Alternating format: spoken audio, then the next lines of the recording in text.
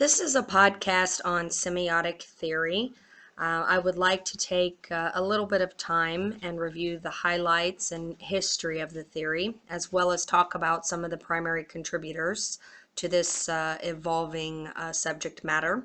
Additionally, we'll take a little closer look at social semiotics, and then I would like to discuss where it exists in agricultural communications and industry today, and then talk briefly about opportunities to further build upon this important theory in the realm of the ag industry. First, let's talk about the theory and its origin and primary definitions. The first being, at its most basic level, semiotic theory focuses on the relationship between signs, objects, and meaning, and additionally incorporates the study of the life of signs within society. As you can see, there are a variety of primary contributors who have been involved in the evolution of semiotic theory, but bolded are the two most notable in modern semiotic thought, those being Saussure and Peirce. Saussure really took the foundational model and focused in on the signified and the signifier, with the signifier being the sign that results from the signified or the object. That was then built upon a bit further by Peirce, who introduced the triangle, and in relation to the sign and the object, also focused on the importance of the role of the interpretant, who had to participate in receiving or theorizing what the object meant, basically creating the sign in its definition. So these two philosophers slash educators really are talked about most prevalently in reviews of this theory. Interestingly, though, in taking a look at the research on it, some point all the way back to Plato's early thoughts on symbols in society. You obviously have global influence on this subject matter, working through with Voloshinov from the Russian angle, who did a lot of good work, and then Halliday, who most notably is really the person who coined the term social semiotics, which is a very active contemporary discussion today.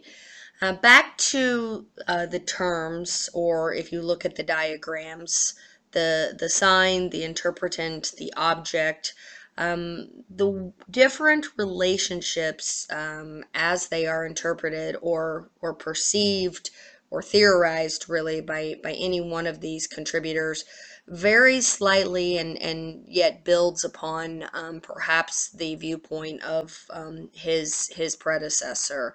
So it's really quite interesting to take a look at it and its evolution over time. There are some details that are pointed out. One being by Morris that there are factors which guide the interpretation of the object and the resulting sign. Those can be designative, they can be qualities of the object itself, and additionally prescriptive. So, what does it mean for all of us, the study of the relationship, and how does it further inform us? It really focuses in on this relational usage and impact of object symbols, words, with a starting point to be considered that signs are arbitrary and need interpretation for meaning, and that meaning or obtaining that meaning is a process for the individual, and even for the society. And there could be various stages involved, as according to Morris, who also pointed out that there's perception, there's manipulation, and ultimately there is consummation of that meaning. The study of semiotic theory really informs us on how receivers project or interpret a sign that is resultant from observation of an object. And again, an object being a symbol, a word. And then, the consideration that there is potential variability and or evolution of this transfer of communication and interpretation. As you look more deeply into semiotic theory, and before we talk about if there's any controversy or not, there is, again, as mentioned during my introduction, this subset study where some have chosen to focus in on a term that was coined by Halliday, which is social semiotics. Social semiotics is really, if you take a look in the left-hand lower section of this slide, social semiotics is the further treatment of semiotic theory as it relates to society and cultural practices, focusing on broad meaning making, by humans across the globe. Contemporary frameworks extend this science beyond words and known objects or the classic definition of symbols as we would consider them, and also are incorporating sound and created graphics or visual images, really going much broader and accounting for significant variability within society, again, either individually or in mass. So, there is no difference, if you will, between semiotic theory and social semiotics, but rather social semiotics is a more involved, in some ways, theory that ensures a relational review of the treatment as it relates to society and cultures at large. So moving back over to the right side of this slide and the right lower section, the question is posed, is it controversial in any way? In the research that I've reviewed, I don't find that semiotic theory is significantly or highly controversial, but there are no question divergent opinions on the role of the societal influences in the interpretation and the relationship that develops for the interpreter between objects, signs, the signifier and the signified, to use other terminology. The theory takes on, in my opinion, an evolutionary dynamic when you do look at it from the social semiotics perspective and lock in that social component, which really poses an interesting question that I wanted to share with the group that says, to all, what may the next level of this science look like in tomorrow's world, and really just putting it out there for thought. As we move into the next slide,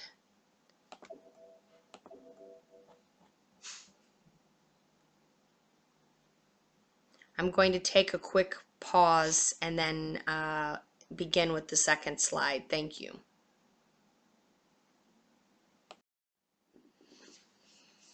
Hello, this is the continuation of the podcast for semiotic theory. This is the second slide where we're taking the discussion a bit further into its relationship or potential role in the agriculture industry. And I would like to review some conceptual evolutions or ideas for agriculture, as well as just some thought-provoking topics regarding next wave of influencers. But before we do that, let's talk about where semiotic theory is is present in agricultural communications today, as well as how can it go to the next level, or how could it be applied even further in the ag industry. So this review is actually going to take place if you take a look at the right side of the PowerPoint. Again, this is slide 2 in the entire semiotic theory podcast review. And just take a quick look at the current ADM logo. And that's in the center top right area. Look at it quickly and then glance down to the prior logo of ADM. And what you will see is just as a general statement, symbiotic theory is present in all industry, including the agricultural industry, with the advent of branded logos and pictorial marketing campaigns. The second point is really the more interesting observation from my perspective at this time, where recent branding campaigns, when I took a look at them in the ag industry specifically, they're unquestionably evolving in a direction of more focused, clearer sign object tie-ins for the interpretant or for the audience member to experience and relate to. This is very clearly present in the ADM image that is front and center there, as it compares to the prior ADM logo, which is in the lower left. And I'll explain in a second while I'm showing them in two different sections there. When you look at the next question regarding the ag industry and how could it possibly apply further, I wanted to show the ADM logo evolution with the question mark at the end as it relates to the Bunge logo with a question mark in the middle. So if you take a look at the clarity and look at the ADM project, that when I compare it to the Bunge project seems incomplete, right? For that full connection and penetration of the audience's appetite for true absorption linkage to the message. The Bunge group has done, in my opinion, a very interesting job of jumping all the way over to the full story of discovering who they are, what they do, and the latest difference they're making in the world by giving us a very simple object, the blue book, very smart use of color as it ties back to their logo. And then they have the message that if we read it one time, or maybe a couple times, it sticks. And then we understand what the book represents, what it's supposed to mean for us. And because it's blue, and even though it doesn't match in any way, really, in my marketing opinion, to the Bunge logo outside of the initial color scope, they're doing a good job of trying to create an experience that results in a sign for the interpretant that is part of the book, their good book, right? Of what they want us to know about them and what they're going to work on in that book to make a difference in the world. So I think it's a very smart usage of symbols or objects to really start to develop a sign.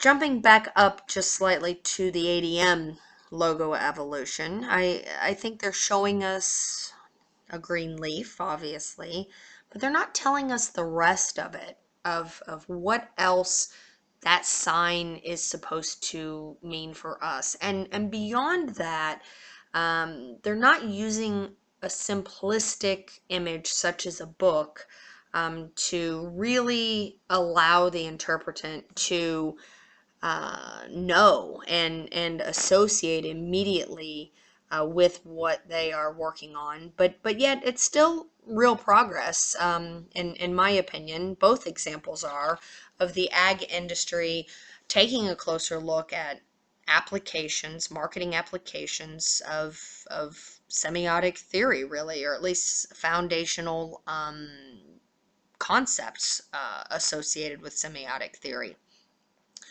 So moving back over just to the left side of the screen quickly, to wrap it up, conceptually, what more, continuing that discussion, could come for agriculture? The incorporation of more sound, similar to the Chipotle Scarecrow ad that we watched recently, and just really other modality, to encapsulate the entire experience the communications receiver or the interpretant might need to experience. Greater logo clarity. I took a look at a variety of ag industry logos, and right now the trend, and I think very logically so, is for clear, simplistic imagery, such as a book, a blue book that is really timeless, but sending a message pretty clearly for the masses. And part of that is just alignment of messenger and audience member, which, no question, when objects or symbols can be used, and words can be used in the right way, it becomes a very clear communication. Just for fun, I wanted to wrap it up with some, early thought questions on, you know, what the next wave of semiotic influencers might look like, and just throwing the ideas out there. Where is social media going to take this theory? What are some of the very tech forward entrepreneurs working on today that could, change the objects that are available to us, for that processing, conversion into the sign, really the full on consumption of the message being conveyed via those objects, and really even meditative practitioners, similar to how things now, objects can exist in the mind, and then what type of a sign in theory, can become, consistently present as a result. So again, just some early thought work. No strong opinion in any direction. But semiotic theory is interesting. It's evolving, and I quite honestly look forward to learning more about it in years to come, and I hope you do as well. Thank you. Uh, Goodbye.